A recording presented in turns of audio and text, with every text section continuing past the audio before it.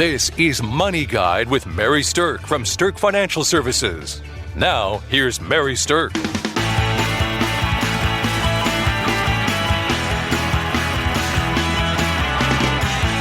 Welcome to Money Guide with Mary Sterk, and today we're talking about the rules of the Roth. And with me, I have financial planner Julie Chadwick. Hi, Mary. Thanks for having me. Lots to talk about with Roths. There is. And there's. It seems like an easy topic to understand, but when you really start digging into the rules and you think about all the different ways they can be used, I think it's important for people to understand them. So that's why we wanted to do a show about them. All right. So let's talk about the basics. I think that that's the easiest thing to talk about, how basically a Roth IRA works. So when you put your money in, do you get a tax deduction?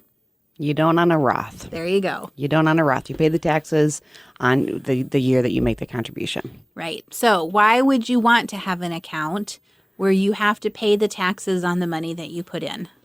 Because once you pay the taxes on that, then you're done. That's the key. You pay it once and then you're done. It grows tax deferred, and then when you take it out, it's going to be tax free. Yes. As long as you follow all the rules, you're creating this big pool of tax-free money for you.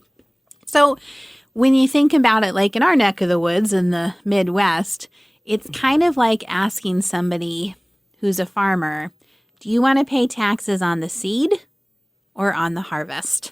Hey, that's a really good analogy. I like that one. So for sure, we want to pay taxes on the small amount and not on the big amount. And that's what the beauty of a Roth really is. Right.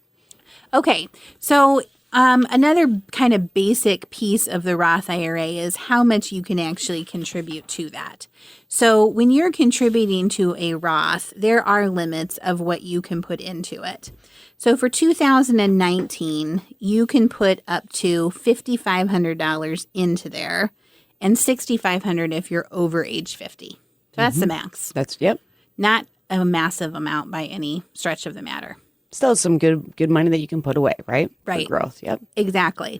Now, we're going to talk in a little while about how to maximize that by tapping into a Roth 401k as well. But I want to just stay kind of on the Roth IRA first for a while because there's some things that I think are important to know about that Roth IRA. So when you put your money in, like Julie said, those contributions you've paid taxes on, and then it starts to grow tax deferred. So the growth on it, you're not getting taxed on along the way. Right. Now, what most people don't know is that you can actually withdraw your original Roth contributions back out without a penalty if you've met some certain rules. Right. So a lot of people think, all right, there's that number of 59.5. If I take it out before that, I'm going to get penalized. But you're exactly right. People don't know that your original contribution is free to go to you. Right. So what are some of the rules that you have to satisfy before you can do that? When you put the money in the Roth, you have to hold that Roth for 5 years. Yep. That's the main key. That's probably the number one thing that a lot of times people don't understand is that you have to hold that Roth for 5 years. That allows you to be able to draw the earnings tax free as well. But you can always have that in there. So that is it. That's the important part. If you draw before 59.5, you're going to pay IRS penalties as well because it is designed for retirement only. On the earnings. Yep, on the earnings. Yep. So those are some of the little quirks that people don't know about with the Roth in there. So let's just clarify that. When you put your money in, you pay taxes on what you've put in, and it grows tax deferred and will come out tax free. It will come out tax-free and penalty-free if you've held it for at least 5 years and you're 59.5. Right. In the meantime, if you have to pull out money from it, you can grab the contributions and bring them back out because those have already had taxes paid on them. That's why there's this kind of uniqueness to it of being able to access those.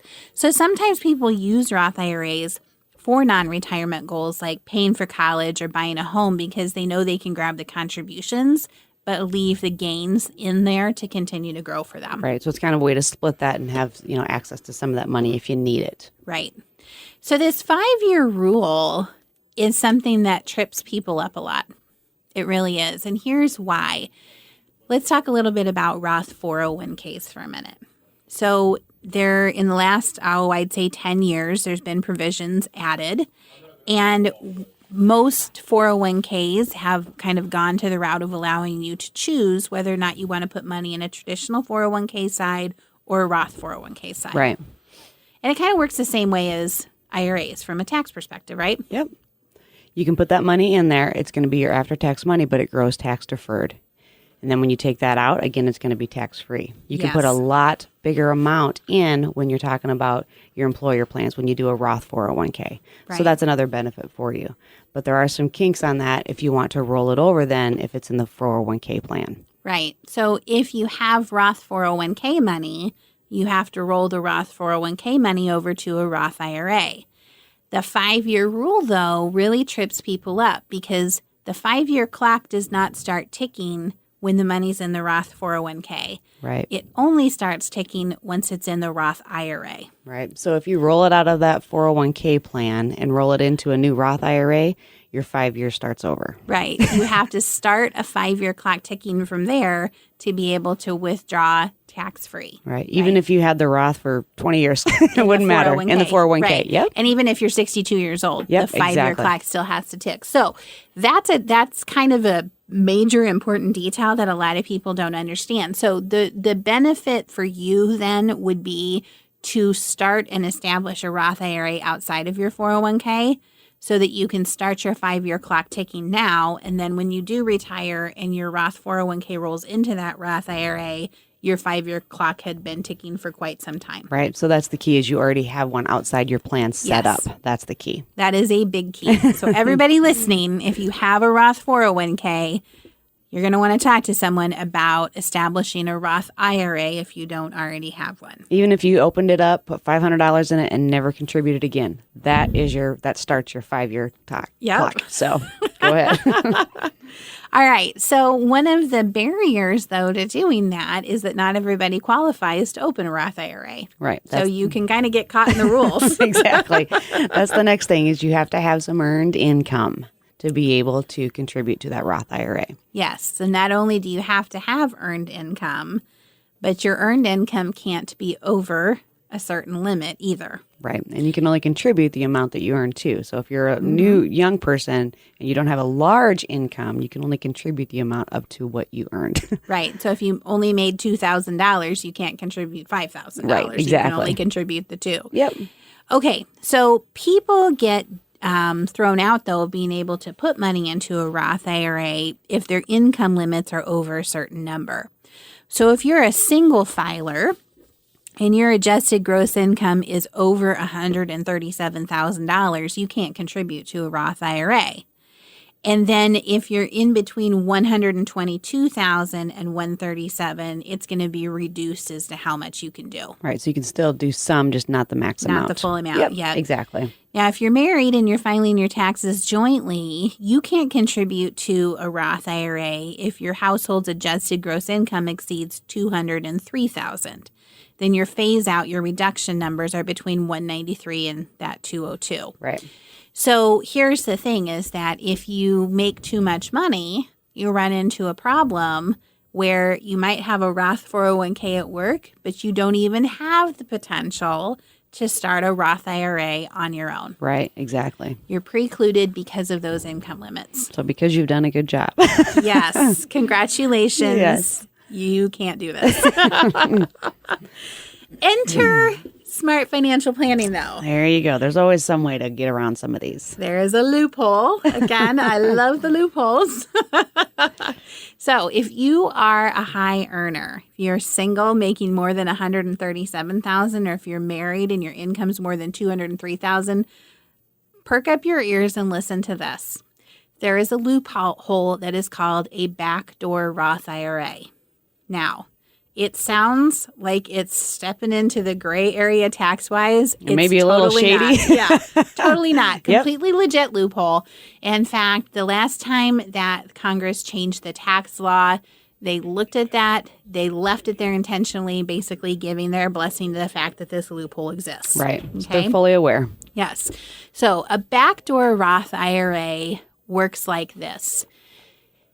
If you have a traditional IRA, so one that you haven't paid taxes on, you can convert some or all of it to a Roth IRA in order to establish your Roth IRA. Okay, now that's not new, and that's not the backdoor part. That's just a normal conversion. Right.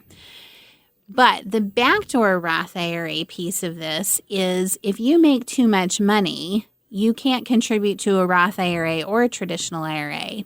But what you could do is called a non-deductible IRA contribution. So you could take your $5,500, you could establish an account that's a non-deductible IRA, make the contribution, and then immediately convert it to a Roth IRA. Right. So the key with the non-deductible IRA is that you can't deduct that from your taxes, from your earnings. That's just like the key. a Roth. Just like a Roth.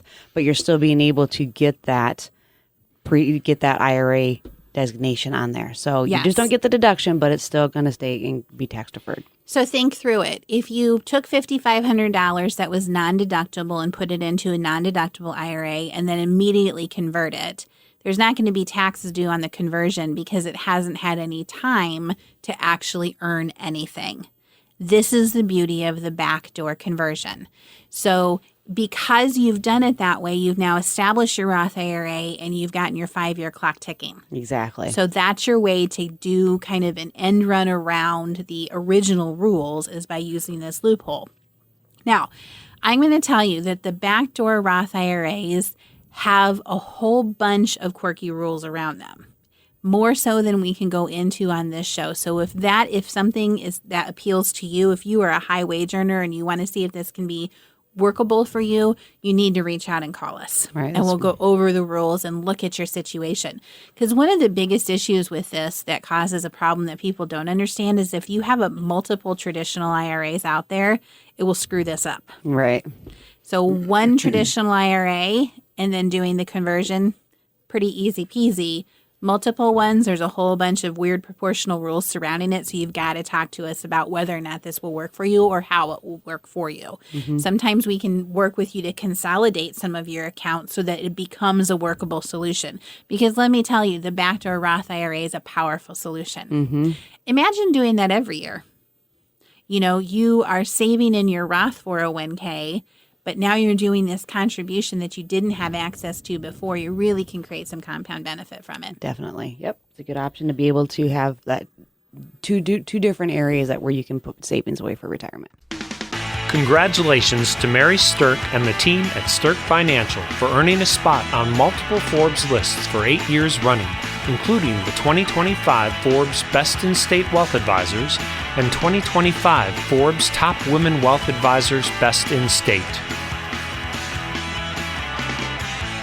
Welcome back to Money Guide with Mary Sterk, and today we're talking about the rules of the Roth. So we've talked about who qualifies for it, how much you can contribute. We've talked about this 5-year Roth rule that trips up a lot of people and what the fantastic strategy of the backdoor Roth IRA is. Now I want to talk a little bit about special situations. So one of the questions that we get frequently asked about is for people who are senior citizens who might already have either retired or kind of be in their retirement year. Right. So what's one of the key rules that people who are, let's say, over age 59 and a half need to pay attention to? The beauty of the Roth is that you don't have to worry about not being able to contribute, because once, like with a traditional IRA, once you start taking a distribution on that, your required distribution, you can't contribute to them anymore. Mm-hmm. The Roth, you don't have to worry about that. You still can. Right. And that's because the Roth IRA does not make you take a distribution. Exactly. There are no required minimum distributions for Roths. And that is a huge difference between that and traditional. Mm-hmm. So another way people utilize these Roths is as a legacy gift. Mm-hmm. Because it's a way to create a big pool of tax-free money and pass it down to the next generation because you don't have to take that required minimum out. Right. So if you have maybe some of that never money, sometimes we call it, where it's you're never going to plan on using it in your lifetime, mm-hmm. It's an awesome way to pass it on. Yep. Now, in order for you to contribute, though, like Julie said earlier, you have to actually be making money. Right. So earned income is the name of the game here. Your Social Security money or distributions from pensions or things like that, they don't count as earned income from the standpoint that you can turn around and make a Roth contribution. Right. So you actually have to be working. Now, one thing from a tax rule, I think that's kind of nice to know, is that if you withdraw money from your Roth IRA, they are not counted in the income calculations that determine other benefits like how much tax you have to pay on Social Security Or your Medicare. or what your Medicare cost is Yep. going to be. Yeah. And I think that's kind of a big deal. Right. Because usually all those things add up in there, and that's going to affect your Social Security, how much you get taxed on it. Right. Because up to 85% of your Social Security can be taxable. So if you have all income is coming from a Roth and then your Social Security, then it's not going to push you up to that higher number. Right. It's not going to bump you into a next bracket or move you up higher. Yeah. And then same with Medicare. Medicare is going to be evaluated every year for what your premiums are. Mm-hmm. And each year that they look at, if you had a year where you have a high income, then it's going to be bumped up. If next year it went down, that'll readjust down. So you can utilize Roth IRAs in a lot of great ways, but to manipulate how much you pay in taxes when you are retired is my favorite way. Definitely. Anytime we can save on taxes, that's always a good thing. There is a question that I've seen posed before where can $1 more of income create like 10,000 more in taxes? And it's because if it pops you up into the next tax bracket or makes your Social Security taxable at a higher level or hits you to a higher Medicare premium, that one extra dollar of income can create like a ripple cascade effect of excess taxation. But if it comes out of a Roth, it's not going to count. Yeah. So I like that. Okay, so that's kind of for the senior citizens. Now, let's talk a little bit about minors, because a lot of people like to, come up with the idea of, well, I want to put a bunch of money into Roth IRAs for my kids. Right. If these can compound and create tax-free money for me, think about what could happen if I started one for my kid when they were 2. Exactly. And it's a great idea. That's a great idea, and it's good thinking. It's starting early, because we said that. Starting early is the key. But that might be a little bit too early, because you still have that one of the criteria, which is earned income. There you go. Now, you have to have earned income, but I have seen some very, very smart people come up with creative ways to give little children, earned income. Yep, exactly. So, for instance, and I'm not saying whether or not this is right or wrong, I'm just saying that I have seen it, and it's been blessed by the tax preparer that did this. They have their child model for photographs that are used inside their company brochure. Mm-hmm. And by golly, they paid that child $5,500 for doing that, which just happens to be the max you can contribute to a Roth. Yep. So that was the modeling fee that child earned, used in a legit business purpose, paid to the child in the child's Social Security number. And so certainly went through the normal tax piece, but then was contributed to a Roth. Right. And so the key is the legit business, meaning that you're going to get a 1099 or a W-2 on that. So a lot of times people say, well, they babysit or I pay them to do chores or things like that. When you're just paying them cash like that and it's not going to be reported, that's not going to fly. Nope, so that's the key. It has to be documented. Right. Document is the key. Yeah. So now you can use self-employment income for a child, like the babysitting or mowing lawns and things like that, but only if you're actually going to file a tax return and claim that as income. Right. And most people aren't claiming their kids' babysitting money as income. I mean, that's just the truth of it. Exactly. Yep. So But it can be done. Mm-hmm. So that's kind of an interesting way to think about it. Now, why, outside of the fact that there's a lengthy period of time that you can compound things, why would somebody want to consider doing that instead of saving another way for their child? Well, by putting that money away, it's growing tax deferred, and then when you take it out, it's going to be tax free for them too. Right. And remember how at the beginning of this, we talked about that you can take your original contributions back out. So this is kind of a quirky way for people to save money for college sometimes. So instead of putting money into a 529, which is required to be used for college to get the tax benefits, a lot of people will find a way to contribute for a Roth, legitimate business purpose way to contribute to the Roth with money that their child has earned, because you can pull the contributions back out and use them for college and let the earnings still stay in that Roth IRA and live on tax deferred and growing tax free. Right. So a lot of times people will say, hey, I just don't know if my child's going to go for college and I don't want to have that money tied up in there. Right. I don't have anyone else I can pass it down to. So it's a way to be able to do that without the penalties. Now, how do you know if what your money is invested in inside your Roth IRA is actually any good? Right. A lot of times if you're starting young with like with a minor, like we talked about, if you're starting with your kids, it's really important to be thinking about the time horizon that they're going to be invested in. Right. If they're going to be in 20 plus years, and it's a smaller amount that you're starting out with, you might want to look at one of the lifestyle funds or a target date fund or something like that. That's going to be more aggressive the younger they are because they have time in the market. And then the closer they get to the time when they're going to be taking that out, then it's going to ratchet down that aggressiveness to be a little more conservative. And a question that we get is, can I have multiple Roth IRAs? And the answer for sure is yes. You can have as many as you want, but that may or may not make sense. And the reason that it might not make sense is because smaller account balances tend to have higher fees. Exactly. Yeah. Yeah. A lot of times you're going to be limited on the funds that you can choose from, because if you have a small amount in there, maybe say 500 or 1,000, you might only be able to pick one fund. Right. And then you're going to be having annual fees or something like that for each fund. So there's different ways around that. A lot of times the IRS kind of filing fee that IRAs charge can be anywhere from $15 to $50 a year. So having multiple accounts can be an expensive strategy. So if you have multiple Roth IRAs, or if you want to get advice on whether or not the investments inside your Roth IRA are, let's say, above average, or what you really want to be invested in and align with your risk tolerance level, then reach out, give us a call, talk to Julie. She'll analyze that for you and help you figure out if where your position with those and how you're using your Roth IRA really does fit the most maximized strategies. Right. All right, so we've gone over a lot of different things today surrounding Roth IRAs. We're excited for people who can use that backdoor Roth IRA option. For sure, give us a call to see if that works for you. Otherwise, thanks for listening to Money Guide with Mary Sterk. Sterk Financial Services celebrated 20 years in 2024.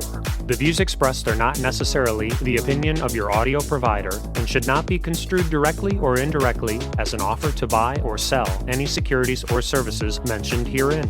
Investing is subject to risks, including loss of principal invested. Past performance is not a guarantee of future results. No strategy can ensure a profit nor protect against loss. Please note that individual situations can vary. Therefore, the information should only be relied upon when coordinated with individual professional advice. Securities and investment advisory services offered through Osaic Wealth, Inc., member FINRA, SIPC. Insurance offered through Sterk Financial Services, which is not affiliated with Osaic Wealth. Osaic Wealth is separately owned, and other entities and/or marketing names, products, or services referenced here are independent of Osaic Wealth. The rankings for the Forbes Best in State Wealth Advisors list by Shook Research is based on due diligence meetings to evaluate each advisor qualitatively, a major component of a ranking algorithm that includes client retention, industry experience, review of compliance records, firm nominations,